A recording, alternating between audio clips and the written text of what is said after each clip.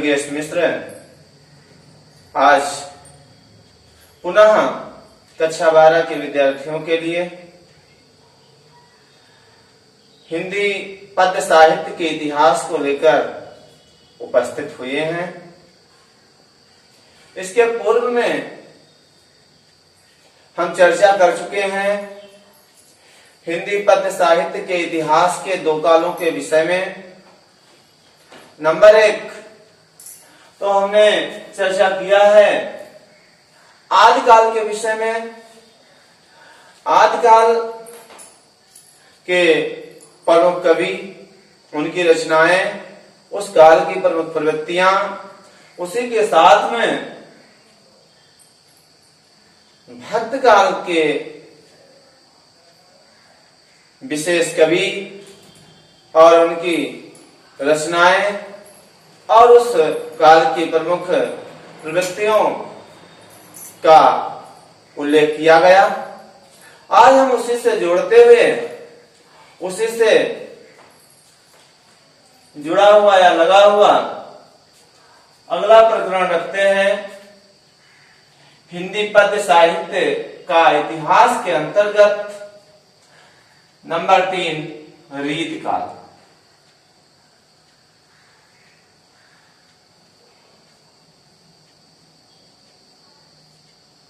रीत काल का समय 1643 से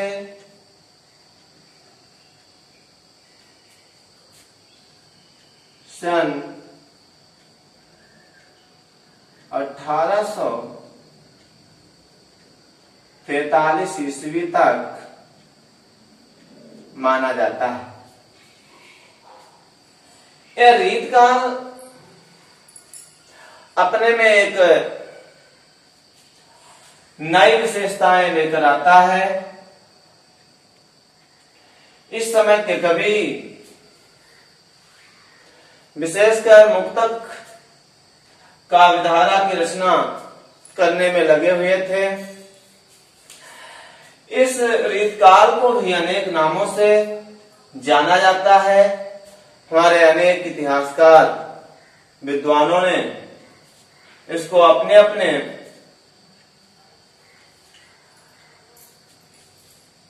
तरह से नामकरण किया है, क्योंकि जिस प्रकार से आदिकाल के नामकरण के विषय में पूछा जाता है उसी प्रकार से यूपी बोर्ड के द्वारा रीतकाल के नामकरणों के विषय में प्रश्न किए जाते हैं।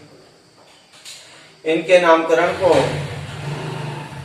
सहजता से मुझे याद रहे, विद्यार्थी भी इसे कंठस्थ कर सके, इसके लिए एक दोहा के माध्यम से बताते हैं। ध्यान दें। वेशुराम शंकर कहा रीति कला श्रृंगार, सागर रस निधि सिद्धि कवि अलंकृत मिश्र विचार। अर्थात विश्वनाथ जी ने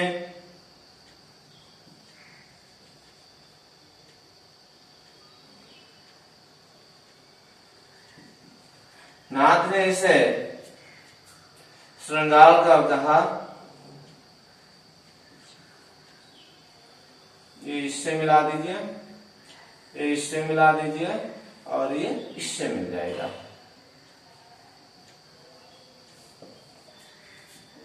नंबर 2 आचार्य रामचंद्र शुक्ल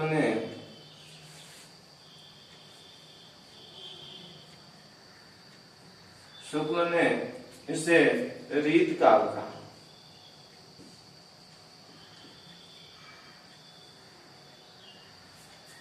और नंबर 3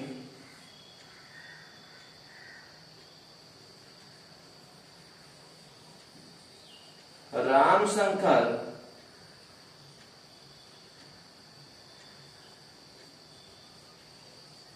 शुक्ल ने इसे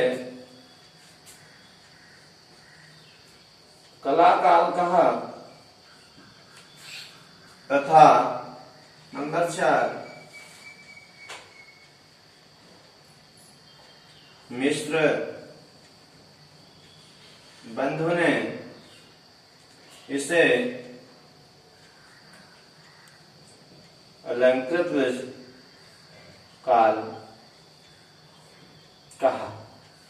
इस प्रकार से रीतकाल का नामकरण अनेक प्रकार से हुआ।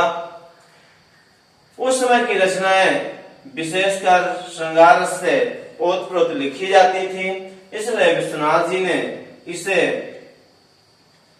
श्रृंगार काल कहा। आचार्य रामचंद्र शुक्ल ने उस समय रीत ग्रंथों का निर्माण, रीत माने परंपराओं से जो काव्य पाठ हुआ करता था, इसके आधार पर आचार्य रामचंद्र शुक्ल ने इसे रीत काल कहा। लेकिन अनेक प्रकार के काव्यों में वर्णन किए जाते थे। नक्सिक वर्णन करना, नायिकाओं भेद पर वर्णन करना या अन्य ऐसे दृश्य दिखाए जाते थे, इसलिए राम शंकर शुक्ल जी ने इसे कला काल कहा और मिश्र बंधुओं ने तो इसे अलंकृत काल ही कह डाला। इस प्रकार से इसके नामकरण सिद्ध होते हैं। अब इसके विशेष कवियों के विषय में बात करते हैं। कहा जाता है कि रीतकाल को मुख्यतः 3 भागों में विभाजित किया गया। मुख्यतः 3 भागों में विभाजित किया गया। नंबर 1 रीत सिद्ध। जो विशेष परिपक्व कवि थे वे रीत सिद्ध कविताएं करते थे। और रीत सिद्ध में पहला नाम आपके बीच में हम लिख चुके हैं, सागर रस निधि सिद्धि कवि। जो इसके 3 काल माने गए वो नंबर 1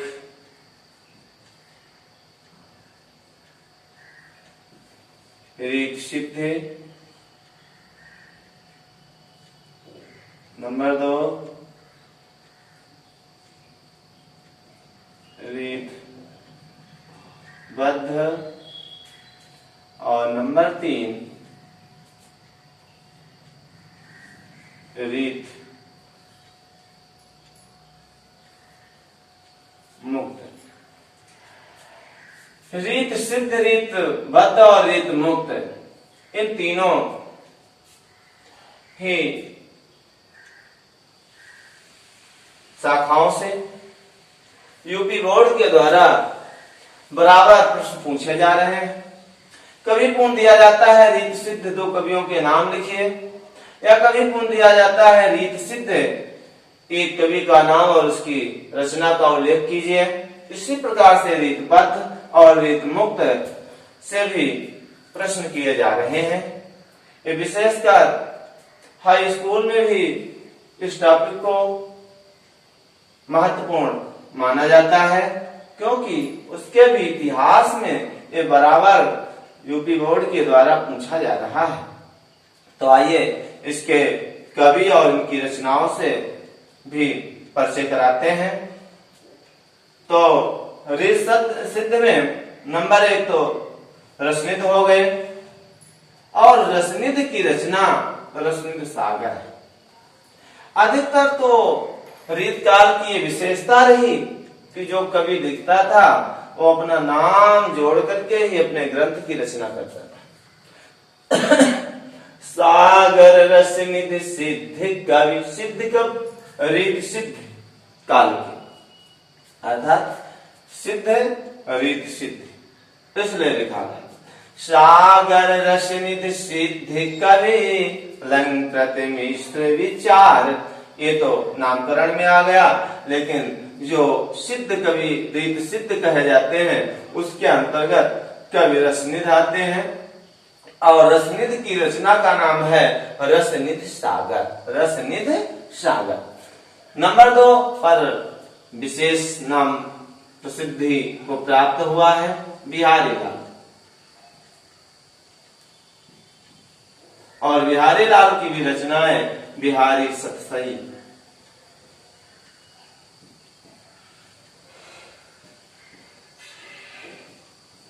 बिहारी सतसई। इस प्रकार से रीत सिद्ध कवि का नाम यदि पूछा जाता है, दो से अधिक पूछते नहीं हैं, तो दो तो हो गए रसनिधि और दूसरे बिहारी लाल। अब इनकी रचना भी रसनिधि सागर और बिहारी लाल की बिहारी सतसई। इस प्रकार से ये पूरा होता है। नंबर 2 रीतबद्ध और रीत मुक्त देख लेते हैं। देखिए, चिंता मति भूषण बंधे कावि विवेक ललाम, घना स्वालम बोध है सागर के सुनाम। तो चिंतामणि, मतिराम, भूषण, 3 लोगों का। अब इनको जोड़ देते हैं तो चिंतामणि काव्य विवेक, मतिराम ललित ललाम और महाभूषण के विषय में मालूम नहीं है शिवा। नंबर 1 इनका जो है आप समझ सकते हो शिवराज भूषण,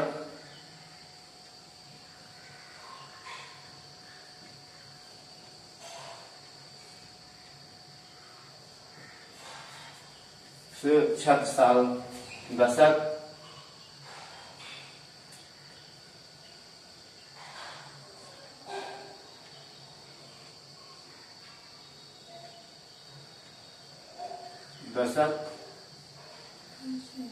और शिवा बावनी।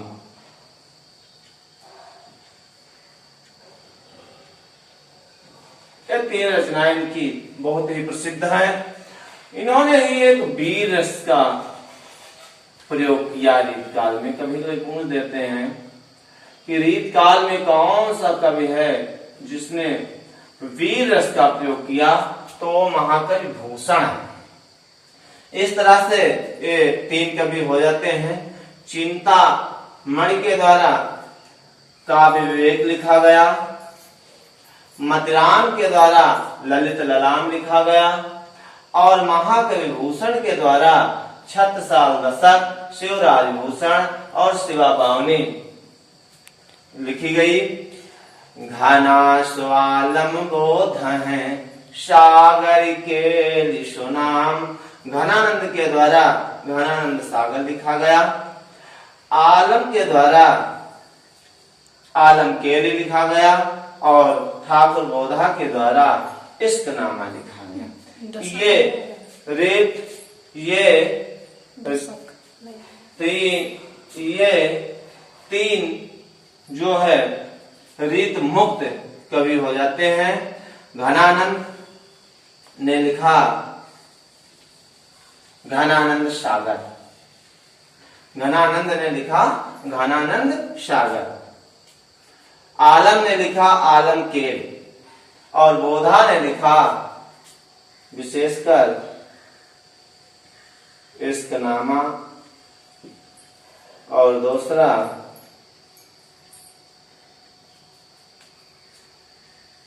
विरह वारिस।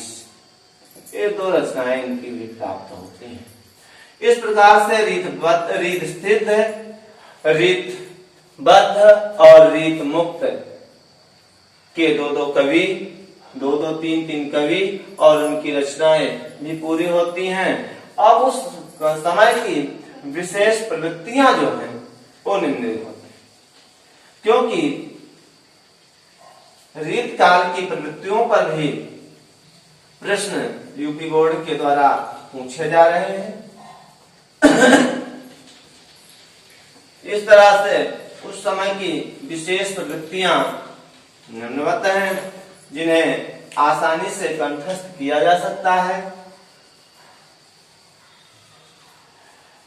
इससे भी क्योंकि 2 से अधिक नहीं पूछी जाती हैं और अधिकतम 2, और वैसे तो एक ही पूछ दी जाए या रचना पूछ दी जाए, लेकिन अधिकतम तो, लेकिन फिर भी यहाँ पर हम 4 प्रवृत्तियों को एक दोहे के माध्यम से बताते हैं। रचना रस श्रृंगार में नारी रूप आधार, रीत ग्रंथ निर्माण लखे आश्रय कवि अलंकार। अर्थात नंबर 1 रचना श्रृंगार रस की अधिकता, श्रृंगार रस की अधिकता। नंबर 2 नारी सौंदर्य का वर्णन। नंबर 3 रीत ग्रंथों का निर्माण। नंबर 4 आश्रयदाता राजाओं की प्रशंसा और अलंकारों का अतिशय प्रयोग। ये 5 प्रकार की विशेषताएं रीत काल में प्रचलित थी। उस समय का जो काव्य लिखा गया वो विशेष कर इन्हीं को आधार बना करके लिखा गया। प्रमुख भाषा उस समय ब्रजभाषा थी और काव्य उस समय मुक्तक और तुकबंदी और तुकांत दोनों प्रकार से रचनाएं हुई। इस प्रकार से यह रीत काल के प्रमुख कवि और उनकी इसका नामकरण, विशेष कवि और उस काल की प्रमुख प्रवृत्तियां संपूर्ण होती हैं। इसी में से ये मैं अंत में एक दोहा लिखकर ही संपूर्ण कर देता हूं कि जिसके कारण विद्यार्थी गृह कार्य के रूप में इसकी प्रमुख प्रवृत्तियों को अपने जो है कापी पर लिखेंगे और उसको याद करेंगे। इसी के साथ में यह रीत काल का इतिहास संपूर्ण होता है। धन्यवाद।